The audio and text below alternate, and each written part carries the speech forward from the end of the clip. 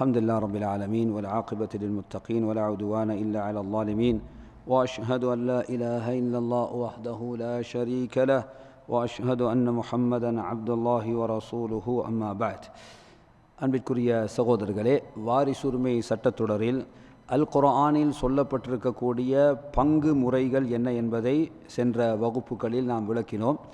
அதில் குர்ஆன் சொல்லக்கூடிய ஒரு பங்கு முறை அரைப்பாதி, சொத்தில் அரைப்பாதி பெறக்கூடியவர்கள், பெற தகுதியானவர்கள் யார் என்பது ஏற்கனவே விளக்கி சொல்லப்பட்டது.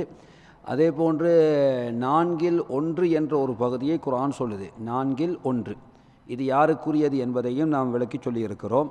அதே போன்று குர்ஆன் சொல்லக்கூடிய இன்னும் ஒரு பகுதி தான் 8/1. 8 என்ற ஒரு பங்கு இருக்கிறது. இது யாருக்குரிய பங்கு? 8 பங்கு என்பது யாருக்குரியது? மனைவிக்குரியது. அப்படித்தானே? 8 என்ற பங்கில் மனைவியை தவிர வேறு யாரும் வருவார்களா?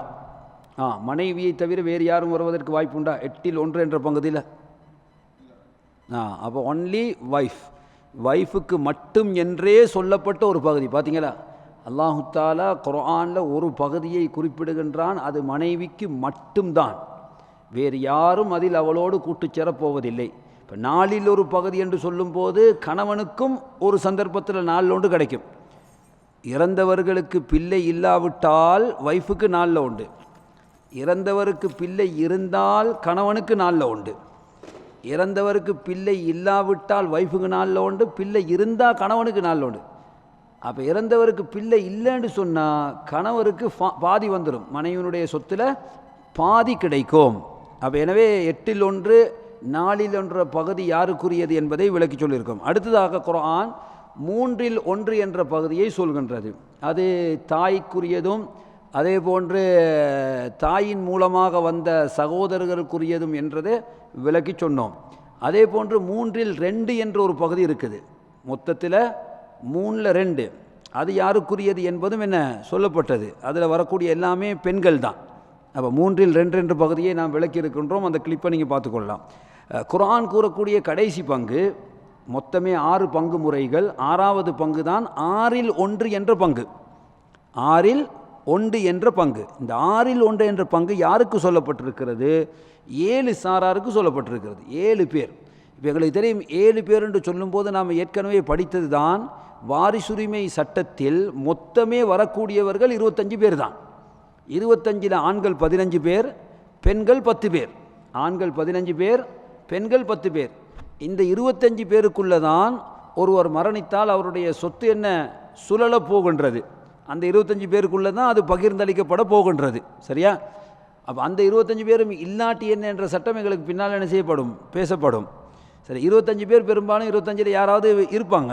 சரியா? அப்படி இருந்தால் அவர்களுக்குள் தான் என்ன செய்யும், இந்த பொருளாதார பங்கீடு நடைபெறும். சரி, அப்போ குர்ஆன் சொல்லக்கூடிய பங்கு முறைகளில் 6வது முறை 6/1 என்ற முறை, சுதுஸ் என்று சொல்வார்கள். இது யாருக்குரியது? இறந்தவருக்கு பிள்ளை இருந்தால் தாய்க்கு 6/1, இறந்தவருக்கு பிள்ளை இருந்தால் தந்தைக்கு 6/1. இறந்தவருக்கு பிள்ளை இருந்தால் தாய்க்கும் 6/1, இறந்தவருக்கு பிள்ளை இருந்தால் தந்தைக்கும் 6/1. அதே போன்று பாட்டன் பாட்டி இவங்களும் கூட என்ன, அதாவது பாட்டன் எப்போ வருவார்? தந்தை இல்லாவிட்டால் தான் வருவார். பாட்டி எப்போ வருவார்? தாய் இல்லாவிட்டால் தான் வருவார். அப்போ இவங்க சொத்தில் பங்குள்ளவர்களாக வந்தால் இவர்களுக்கும் என்ன செய்யும், இவர்களுக்கும் 6/1 என்றது கிடைக்கும். எத்தனை பேர் சொல்லிட்டோம்? 4 பேர் சொல்லிக்கிறோம். அப்போ 6/1 என்ற பகுதியை பெறக்கூடிய 5வது நபர் யாருண்டா பேத்தி. அதாவது ஒருவர் இறக்கும்போது அவருக்கு ஆண் பிள்ளை இல்லாமல் பெண் பிள்ளை மட்டும் இருந்து, அதுவும் ஒரே ஒரு பெண் பிள்ளையாக இருந்தால், இறந்தவருக்கு ஒரே ஒரு பொம்பளை பிள்ளை மட்டும்தான் இல்லைங்கச்சா, தாய் இருக்கிறாங்க, மனைவி இருக்கிறாங்க, அது சப்ஜெக்ட் வேறு. பிள்ளைகள் என்று பார்க்கும்போது ஒரு பொம்பளை பிள்ளை தான் இருக்கிறாங்க. ஆனால் பேத்தியும் இருக்கிறாள். ஏற்கனவே இவருடைய மகன் ஒரு ஆள் மரணித்து அந்த மகனுக்கு ஒரு மகள் பேத்தி, அந்த பேத்தியும் உயிரோடு இருக்கிறாள் என்று சொன்னால், இப்போ இந்த மகளுக்கு பாதி, சொத்தில் பாதி, அந்த பேத்திக்கு 6/1 என்ற சட்டம் வரும். பேத்திக்கு எப்போ கிடைக்கும் நல்லா ஞாபகத்தில் வச்சுக்கொள்ளணும். மகன் இல்லாடி தான் பேத்திக்கு கதையே. இறந்தவருக்கு மகன் இருந்தால் பேத்தி பேரனுக்கு ஹலாஸ், அவங்களுக்கு சம்பந்தமே இல்லை சொத்தில். இறந்தவருக்கு மகன் இருந்தால் மகன். ஞாபகத்தில் வச்சுங்க, பேத்தி பேரனுக்கு சொத்தில் பங்கு கிடையாது. விளங்கிச்சா? இறந்தவருக்கு மகன் இல்லாமல் மகள் இருந்தால், அதுவும் ஒரு மகளாக இருந்தால், அப்போ பேத்தி என்ன செய்வாங்க? பங்கில் வந்துடுவாங்க. பேத்தி என்று நாம் யாரை சொல்கிறோம்? இறந்தவருடைய மகனின் மகளைத்தான் சொல்கிறோம் பேத்தின்னு சொல்லி. சரியா? அப்போ எனவே இந்த பேத்திக்கு 6/1 என்று பங்கு கிடைக்கும். இப்போ கேள்வி வரும், 2 மகள் இருந்தால், 2 மகள் இறந்தவருக்கு இருந்தால் அந்த 2 மகளுக்கும் சொத்தில் 3/2 போயிடும். 3/2 என்ன செஞ்சிடும்? போயிடும். இப்போ 3/2 என்ற பங்கை எப்போ பெண் பிள்ளைகள் எடுப்பார்களோ அது பிள்ளைகளுக்குரிய மொத்தமே அவ்வளோதான். அப்போ அதுக்கு போகிற பேத்தி இருந்தாலும் கிடைக்காது. பேத்தி இருந்தாலும் என்ன? அப்போ எனவே இறந்தவருக்கு ஒரு பெண் பிள்ளை இருந்தால், ஒரே ஒரு மகள் மட்டும் இருந்தால், அவருக்கு ஒரு பேத்தியும் இருப்பாளானால் அந்த பேத்திக்கு 6/1 என்ற பங்கு என்ன செய்யும்? கிடைக்கும். சரிதானே? பேரன் இருந்தால் அப்போ 6/1 வராது. அப்போ அந்த பேத்திக்கும் பேரனுக்கு இடையில பேலன்ஸ் என்ன செய்யணும்? ஆணுக்கு 2 பெண்ணுக்கு 1 என்ற அடிப்படையில் பிரிக்கணும். அப்போ பேரன் இல்லாமல் இருக்கணும். பேரன் என்ன செய்யணும்? இல்லாமல் இருக்க வேண்டும். மகள்மாரும் 2 பேர் இருக்கக்கூடாது, ஒரு மகள் தான் இருக்கணும். அப்படி இருந்தால் தான் பேத்தி என்ன செய்ய முடியும்? வர முடியும். சரி, அப்போ எனவே பேத்தியும் 6/1 என்ற பங்கை எடுக்கக்கூடிய அந்த தகைமையில் உள்ளவள். ஆனால் அதற்குரிய கண்டிஷனோடு பார்க்குறோம் நாங்கள். 1க்கு மேற்பட்ட மகள் இல்லாமல் இருக்கணும், ஒரே ஒரு மகள் மட்டும் இருக்கணும், மகன்மார் இல்லாமல் இருக்கணும், அங்கால பேரன் ஒருவரும் என்ன செய்யணும்? இல்லாமல் இருக்கணும். இதெல்லாம் இல்லாமல் விட்டால் தான் பேத்திக்கு என்ன செய்ய போகுது? 6/1 என்ற பங்கு கிடைக்க போகுது. சரி, அப்போ 6/1 என்ற பங்கை பெறக்கூடிய 5ஆம் நபரை சொன்னோம். அப்படி தானே? 6வது நபர் யார்? இறந்தவருக்கு சகோதரி ஒருவர் இருக்கிறாள். சகோதரி. இப்போ எங்களுக்கு தெரியும், சகோதரிக்கு எப்போ பங்கு கிடைக்கும்? இறந்தவருக்கு பிள்ளையோ தந்தையோ இல்லாட்டி தான் சகோதரிக்கு பங்கு. சகோதரனும் இருந்தால் அந்த சகோதரியும் என்ன செய்வாங்க? ஆணுக்கு 2 பெண்ணுக்கு 1 என்ற வகையில் எடுப்பாங்க. இல்லை, இறந்தவருக்கு ஒரே ஒரு சகோதரி மட்டும்தான் இருக்கிறாள், ஒரு சகோதரி மட்டும். அவருக்கு தாய் வழி சகோதரி ஒருவரும் இருக்கிறாள். அவங்களோட வாப்பா வேறொரு கல்யாணம் முடித்து அதுலேயும் ஒரு பொம்பளை புள்ள இருக்குன்னு வைங்க.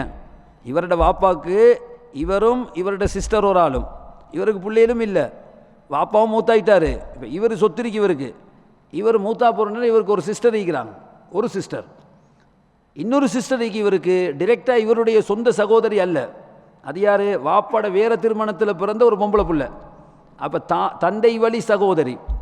இந்த தந்தை வழி சகோதரிக்கு 6/1 என்ற பங்கு கிடைக்கும், ஒரு சகோதரி மட்டும் இருந்தால்.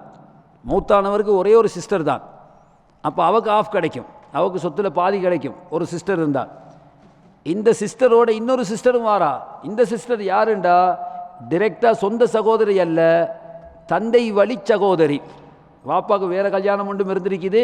ஹைர், இப்போ இந்த சகோதரி, தந்தை வழி சகோதரி 6/1 என்ற பங்கை எடுப்பால். ஒரே ஒரு சகோதரி மட்டும் மூத்தானவருக்கு இருந்தால். மூத்தானவருக்கு 2 சகோதரி இருந்தால் அவங்க 2/3 எடுப்பாங்க, 2 சகோதரியும் சேர்ந்து. அப்போ இந்த தந்தை வழி சகோதரிக்கு என்ன செய்யாது? பங்கு கிடைக்காது. ஹலாஸ், முடிச்சு. அப்போ 6வது நபரை சொன்னோம். 6/1 என்று பங்கு எடுக்கக்கூடிய 6வது நபர். 7வது நபர் யார்? அதாவது தாய் வழி சகோதர சகோதரிகள் அங்கே தானே, இறந்தவருடைய தாய் வழி சகோதர சகோதரிகள். அதாவது உம்மாவுக்கு வேறு திருமணத்தில் பிறந்த பிள்ளைகள் இருக்கிறாங்க.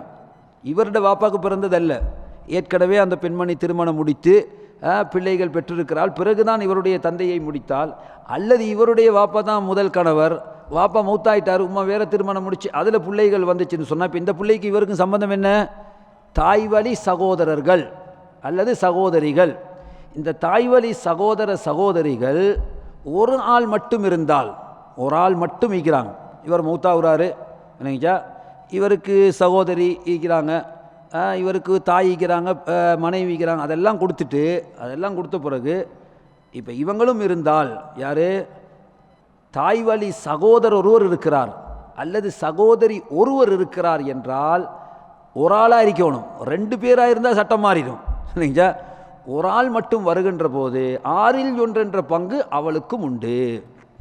அப்போ எனவே ஒரு ஆள் மூத்தாகிறாரு, மூத்தாரவருக்கு தாய் வழி சகோதரர் ஒருவர் இருக்கிறார், சொத்தில் 6/1 அவருக்கு இருக்கு. அல்லது தாய் வழி சகோதரி ஒருவர் இருக்கிறார், சொத்தில் 6/1 அவருக்கு உண்டு இல்லைங்கச்சா. அவங்க 1க்கு மேலே இருந்தால், 2 பேர் இருந்தால் அப்போ 3ல் ஒரு பகுதி என்று வந்துடும் உங்களுக்கு. 6ல் 1 என்பது தனியாக வரும்போது அல்லாஹ் சொல்கிறான், இன்கானு ஷுரகா, அவங்க ஒன்றுக்கு மேற்பட்டவர்களாக இருந்தால் அவர்களுக்கு 3ல் 1 என்ன செய்யப்படும், அவர்களுக்கு வழங்கப்படும். அப்போ எனவே குர்ஆன் சொன்ன பகுதி முறைகள் நாம் சொன்னோம். ஆஃப் அறப்பகுதி சொல்கின்றது, 4ல் 1 சொல்கின்றது, 8ல் 1 சொல்கின்றது, 3ல் 1 சொல்கின்றது, 3ல் 2 சொல்கின்றது, 6ல் 1 சொல்கின்றது. இதுதான் கடைசி பங்கு. 6ல் 1 பெறுபவர்கள் யார்? 7 பேர் இருக்கிறாங்கன்னு சொன்னாங்க. இல்லைங்களா? அதில் தாய், தந்தை, பாட்டன், பாட்டி, அதாவது தந்தை வழி சகோதரி, அதே போல் பேத்தி, தாய் வழி சகோதரர் அல்லது சகோதரி ஒரு ஆளாக வருகின்ற போது இப்படி 7 பேர் என்ன செய்கிறாங்க, இருக்கிறார்கள்.